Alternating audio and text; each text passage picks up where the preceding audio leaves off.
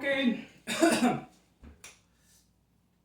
Okay, so good afternoon, everybody. Welcome again to my YouTube channel.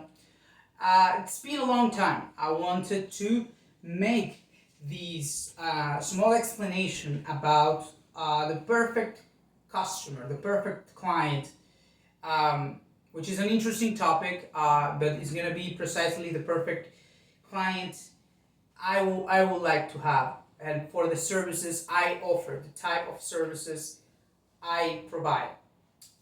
And before diving into that subject, I wanted to give me the freedom of perhaps just talking with you a little bit, and as in the previous video, just go philosophical, go more free about it.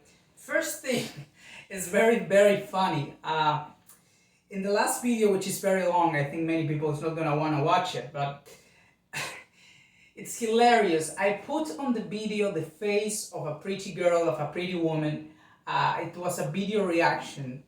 And then my prediction was that if I had a chance to go viral, is by publishing something with the face of somebody. That's beautiful. Because people don't care about the content. They don't care if what I'm going to say right now is brilliant. They need that first thing, that visual thing. And if it's a woman, it's much better, right? It's so absurd. And sadly, I was right. That video is the video that got the most views. Perhaps in the future we might correct this and people will get interested in my work and my ideas and will visit the other videos. But so far, that's the video of the channel who got more views and faster, okay? And it's completely hilarious that happened, as I predicted. But, okay, so just wanted to say that before starting. And another thing I wanted to mention is, I was thinking this morning, before doing this video, I always try to bring you valuable ideas, One bias we humans have is that the most powerful things we can find in our lives are things that either we have to chase, we have to travel to, or that we have to work for, or that we have to build. Human beings, we have this bias that if we are going to acquire value and become richer, is through something that we have to find, chase, work for. We never fall into the simplicity of thinking that value can be bought and acquired for money and by saving a lot and then investing what you save. We don't understand that perhaps some of the most powerful decisions we will ever take in our lives are related with what we buy and the things we can purchase. So then, from that point, it's very important who we have relationships with and who we allow in our lives, or at least in a specific moment of our lives, we can be very picky and only buy from the best, okay? So this is very important. What the most powerful decisions is going to be purchase decisions. This is very counterintuitive. So I could reinforce the bias that you probably have, as many people have, that is something you chase, because in some way we chase wisdom. And once we acquire wisdom, as we define it, or as we feel it is, once we acquire it, then we start buying the right things and also not buying the wrong things, especially when we can't afford them, right? But once we acquire this wisdom in some way, we have to chase and find it, then we start taking the right decisions. But it's very hard to understand that perhaps, I know this idea is wrong, but let's say wisdom can be bought. Or it's like the quote, money can't buy happiness. Probably the person that said that never has been on a library. Or money can't buy happiness, that's wrong, because with money you can buy books, and that in some way is buying happiness, right? Things like that. But what I'm saying is, that is very counterintuitive to understand that the purchase decisions we're going to take are going to change our lives. And the last thing before diving into the subject of the video is that in some way it's very valuable to save. I know this is obvious, but if you make an effort to save a little bit of money and you put it aside, then you can go and try to buy these products that might be life-changing, but that you are saying no to. Sometimes very cheap products, courses, books, whatever, okay?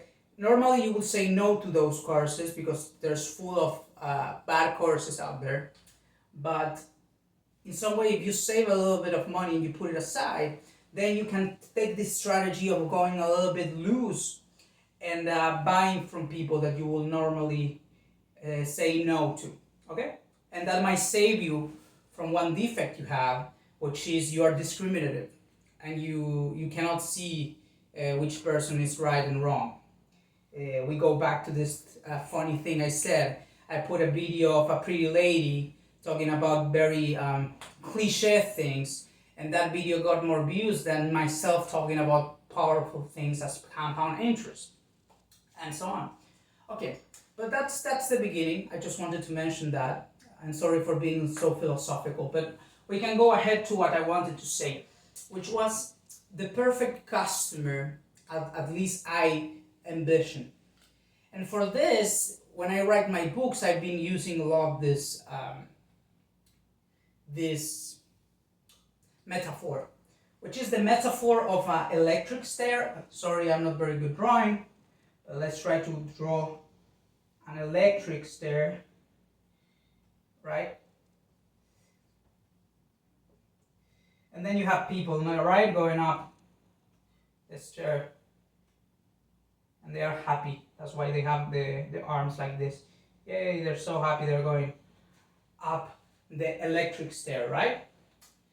And the long time ago, like months ago, I had this idea, financial services and investments is just like an electric stair. When you go and you see these electric stairs, you see two types of people. Some people just stand on the electric stair and go up in it without walking. Other people use the electric stair to go up faster. It's two different mentalities. When I was writing in my book about this, I was saying education is this.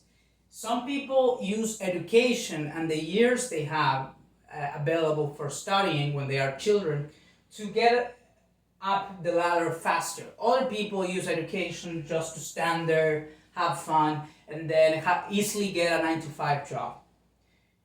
And then they complain when they don't get a raise because they didn't use electric stair to go up faster. Okay?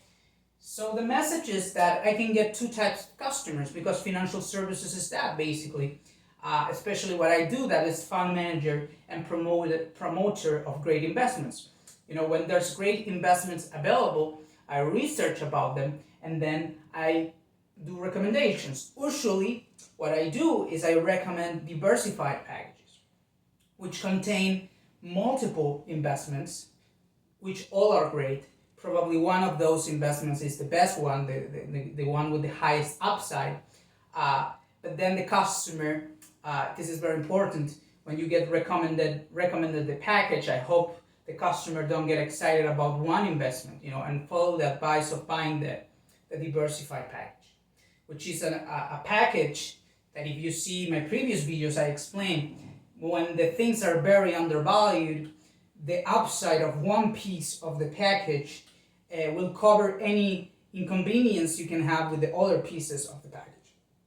And usually what happens if you're buying quality businesses, quality stocks, publicly traded stocks, or real estate, or other types of other ways of buying businesses, is that all businesses tend to do well. Of course, one will do better, okay? But what I'm trying to say is that you have two types of customers. People that's only shopping for money and will use the advisor to just get into a electric stair and then just do less and don't be positive for the world. and just, I don't know, retire, things like that. And then you have a second type of customer, which is the one I love, which is the one I would love to have, which is a person that's using the electric stair, which is me and my investment ideas or education or whatever, to go up the ladder faster. You have people that is like this. And this is great. That's the type of customer I would love to have.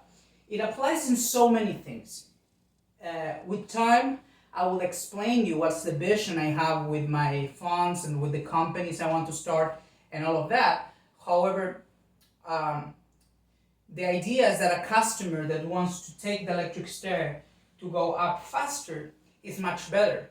The client, the customer, the investor, the limited partner, if we go into terminologies. I don't know if you see other videos, I explain to you the difference between limited partners and general partners, okay? Which is LP or the GP. I don't want to write it, I want to be quick. The general partner or the limited partner, right? But you go up the electric stair. You know, you use the investment ideas to go up faster, to support charities, to other things. And this also involves how you have a relationship with your advisor. You could simply buy the investment ideas I promote and just forget about it, put money into limited partnership, into partnerships where you are the limited partner and just invest and forget about it. Or you could use the relationship you have with the advisor to perhaps ask for guidance about how to make other assets you have tax efficient. You know, I promote very great businesses where you can be a passive investor, okay? But I don't control if you, I don't know, bought real estate from your cousin because he needed money and didn't have somebody to buy it from him, or you inherited a house, or I don't know, you invested in real estate before finding me and my ideas in the stock market. You know, I don't control that. So if you want to approach me or approach any advisor I could recommend you, or any advisor that's working with me,